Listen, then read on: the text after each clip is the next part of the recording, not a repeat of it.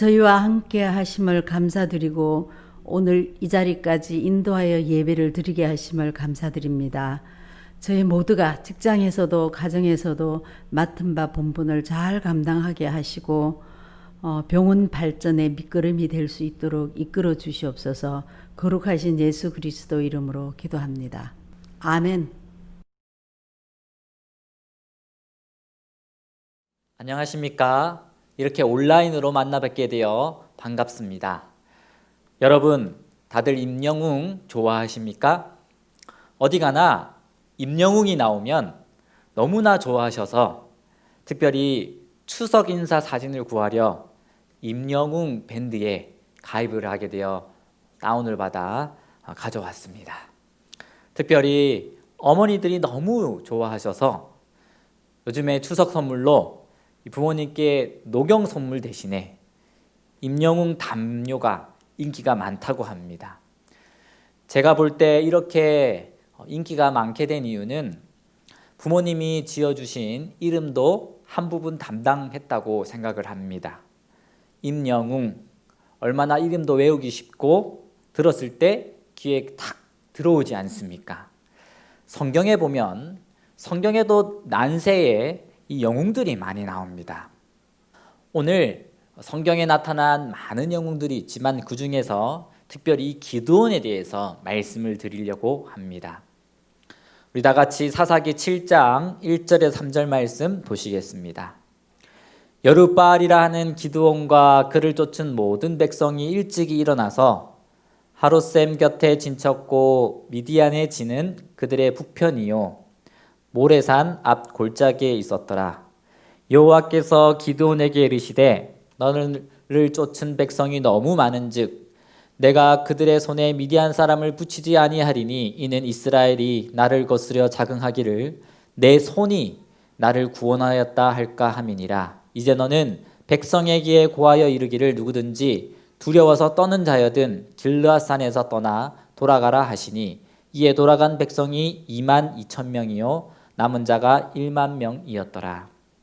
오늘 살펴볼 기드온이라는 사람은 하나님이 미디안 백성이 이스라엘을 괴롭히자 그것에서 벗어나게 하기 위해서 선택한 사람이었습니다.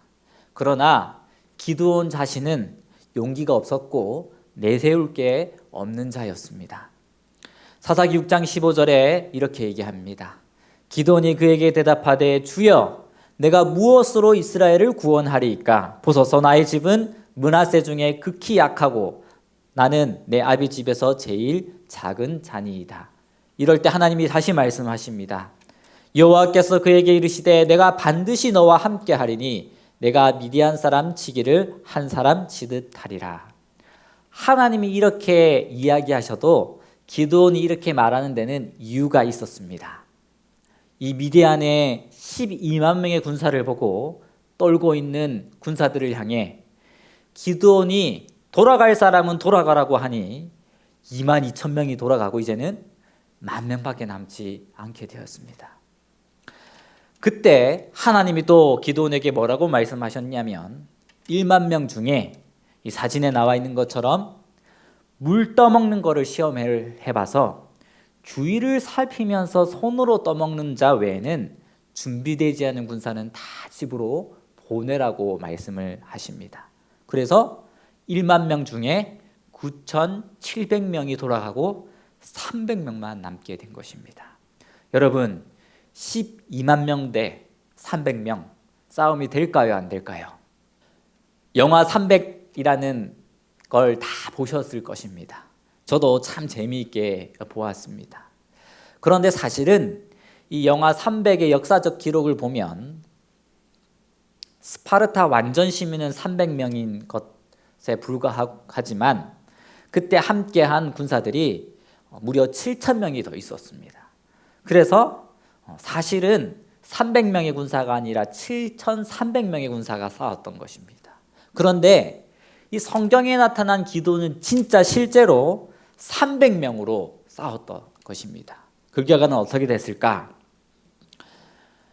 하나님이 말씀하신 대로 내가 너를 도와주겠다는 그 말씀대로 이 12만 명 중에 1만 5천 명 외에는 기드온의 300명의 군사가 다 멸절시켰고 남은 1만 5천 명도 전쟁에 뒤늦게 참여한 백성들과 함께 완전히 끝을 내어버립니다. 그런데 오늘 저는 이 성경에 기록된 이 기드온의 전투보다도 꼭 말씀드리고 싶은 이야기가 따로 하나 더 있습니다. 바로 이 전투 끝에 있었던 이야기 중에 하나인데요. 이 전쟁이 다 끝나갈 무렵 무슨 일이 일어나냐면 이스라엘의 12지파 중 전쟁에 참여하지 않은 가장 강한 지파였던 에브라임 지파가 기드온에게 무슨 말을 하냐면 이렇게 와서 이야기를 합니다. 에브라임 사람들이 기드온에게 이르되 내가 미디안과 싸우러 갈 때에 우리를 부르지 아니하였으니 우리를 이같이 대접함은 어찌 미뇨 하고 크게 다투는지라. 물론 이 기드온이 전쟁을 시작할 때에 6장 34절 35절에 보면 첫 번째로 기드온 자기 아버지 이 아비에셀 족속을 다 불러 모으고 그 다음 그 지파 므낫세 지파를 다 불러 모으고 또 그 주위에 있는 아셀과 스불론 납달리를 보내서 다 도움을 요청해서 그들에게 구원 요청을 하지만 실제로 정말로 에브라임 지파에게는 요청을 하지 않았습니다. 그러나 여러분 한번 생각을 해보십시오. 이 큰 전쟁 소식이 있을 때 정말로 에브라임 지파가 알지 못했을까요? 당연히 자신들도 자기 민족의 이 위급함을 듣고 알 수가 있었고 군대를 보내어 도와줄 수 있었습니다. 그런데 이렇게 큰 전쟁이 있었을 때는 조용히 있고 도와주지 않고 있다가 전쟁이 역전이 되어 이 전쟁에 이기게 되니 오히려 그때 나타나 뭐라고 하냐면 왜 자기를 부르지 아니하였냐고 되레 화를 내는 것입니다. 이때 기드온의 대답이 이렇습니다. 8장 2절 기드온이 그들에게 이르되 나의 이제 행한 일이 너희의 한 것에 비교되겠느냐 에브라임의 끝물 포도가 아비에셀의 만물 포도보다 낫지 아니하냐. 하나님이 미디안 방백 오렉과 스앱을 너희 손에 붙이셨으니 나의 한 일이 어찌 능히 너희의 한 것에 비교되겠느냐. 기드온이 이 말을 하매 그들의 노가 풀리니라. 에브라임 지파가 한 일은 미디안 10만 명이 죽고 나머지 남은 오합 시절에 1만 5천 명이 도망칠 때에 합류해서 그들을 쳐부수는 일밖에 없는데 기드온은 오히려 300의 용사들로 10만의 군사를 무찌는 일보다 너희가 에브라임 지파가 한 일이 더 크다고 말을 한 것입니다.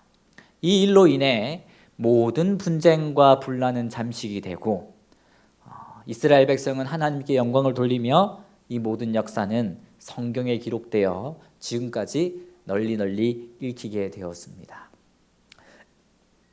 여러 신학자들이 말하기를 기드온이 12만 명의 이 군사들을 미디안 백성을 무찌른 사건보다 이 분란을 잘 다스려서 자기 민족끼리 다툴 사건을 지혜롭게 대처한 이 장면을 이 상황을 더 크게 봅니다. 어쩌면 기드온이 이스라엘 사사로 불림을 받는 이유가 이 이유일지도 모르겠습니다. 정말로 우리에게도 이런 일이 다가올 수 있습니다. 이제 추석 때, 명절 때 가족들과 만나고 혹은 코로나 때문에 연락만 취할 수도 있지만 우리는 작은 말 한마디에 우리 가족들의 관계가 더 화목해지고 돈독해질 수도 있고 오히려 그동안 쌓아왔던 것들이 한마디의 말로 한순간에 와르르 무너질 수도 있습니다. 저는 오늘 불리함을 이롭게 만드는 자, 분란을 화합으로 종식하는 자, 이 성경 속의 기드온의 모습이 우리들의 모습이 되기를 간절히 바랍니다. 마지막으로 이 성경에서 말하는 대화법 10가지만 소개해드리고 말씀을 줄일까 합니다. 성경에서 말하는 10가지 지혜로운 대화법. 첫 번째, 들을 준비를 하고 상대방이 말을 끝내기 전에 대답하지 않는다. 요즘 사람들이 얼마나 말하기가 급한지 상대방의 말 끝나기도 전에 말을 해버립니다. 이 잠언 18장 13절에는 그런 자는 미련하여 욕을 당한다고 말을 합니다. 두 번째, 말하기를 더디하고 먼저 생각하며 서둘러 말하지 않습니다. 저는 가끔씩 너무 성급하게 얘기하는 저 자신을 발견할 때마다 어떻게 마음속으로 다짐을 하냐면 3번 생각하고 말하자고 마음에 결심을 합니다. 그런 자에게는 오히려 희망이 있다고 하나님께서 말씀하셨습니다. 세 번째, 진실을 말하되 언제나 사랑 안에서 말하고 사실을 부풀려 말하지 않는다. 우리가 말을 할 때 진실하고 사실들을 얘기하지만 그보다도 더 중요한 것이 있는데 바로 사랑 안에서 우리가 말을 하는 것입니다. 예수님은 모든 사람들과 이야기를 할 때 그 사람이 정말 잘 되기를 바라는 이 동정의 사랑의 마음을 가지고 항상 말씀을 하셨습니다. 네 번째, 상대가 알아들을 수 있고 받아들일 수 있도록 말한다. 우리가 성을 내면서 이야기를 하거나 우리들의 입장에서 이야기를 하면 상대방이 못 알아들을 수 있습니다. 기드온처럼 상대방 입장에서 알아들을 수 있고 받아들일 수 있게 말해준다면 아마 대부분의 사람들은 수긍하고 또 해결된 문제들이 많이 있습니다. 다섯 번째, 말다툼을 벌이지 않는다. 다투지 않고도 의견을 달리할 수 있다. 나와 다른 것이 결코 틀린 것이 아닙니다. 틀린 것이 아니라 나와 다른 것이라고 생각하면 얼마나 내 마음이 평안하고 또 다툼이 일어나지 않을 수 있습니다. 여섯 번째, 화를 내면서 대꾸하지 않으며 부드럽고 친절하게 말한다. 여러분, 부드럽고 친절하게 말하는 사람 다들 보신 적 있으시죠? 그런 사람에게는 항상 주위에 사람들이 많습니다. 우리도 참으로 그런 사람이 됐으면 좋겠습니다. 일곱 번째, 잘못을 했으면 인정하고 용서를 빈다. 상대가 잘못을 고백하면 용서한다고 말한다. 그런 후에는 그것을 깨끗이 잊고 다시는 언급하지 않는다. 용서를 비는 일은 꼭 그때 결실을 보지 못하더라도 후에는 그때 한 것이랑 아는 것이랑 완전히 달라진 결과를 우리가 볼 수 있습니다. 여덟 번째, 상대를 책망하거나 비판하지 않으며 오히려 그 아픔을 치유하고 회복시켜주고 격려한다. 이 방법은 바로 예수님이 하셨던 방법입니다. 예수님은 우리의 아픔을 치유하셨고 회복시켜 주셨으며 우리를 격려해 주십니다. 우리 여러분들도 서로 비판하지 말고 또 부딪힐 것을 형제들 앞에 두는 것이 아니라 정말 우리 옆에 직원들에게 도움을 주고 항상 열린 마음으로 자세히 임하는 자들이 되기를 간절히 바랍니다. 아홉 번째, 잔소리를 하지 않는다. 공부 잘하는 학생들에게 물어보면 부모님께 공부하라는 이야기를 거의 들어본 적이 없다고 합니다. 성공적으로 성장한 72명의 공통적으로 이 대학에서 조사한 바로는 어려서부터 철저하게 믿어주고 사랑해주는 이 한 명의 어른이 있었다는 사실을 발견하게 되었습니다. 마지막 열 번째, 누가 말로 공격하거나 비판하거나 책망하면 똑같이 대꾸하지 않는다. 똑같이 하면 처음에 내가 잘못을 하지 않았더라도 똑같은 사람이 나중에 되어버립니다. 예수님은 성경에 악을 선으로 갚으라고 말씀하셨습니다.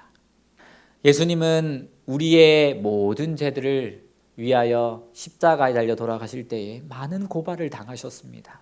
없는 죄까지 이 예수님을 공격하고 무너뜨리기 위해 고발을 할 때에 그때 예수님은 그들의 고발에 한마디도 대꾸하지 않으셨습니다. 그랬을 때 어떻게 됐습니까?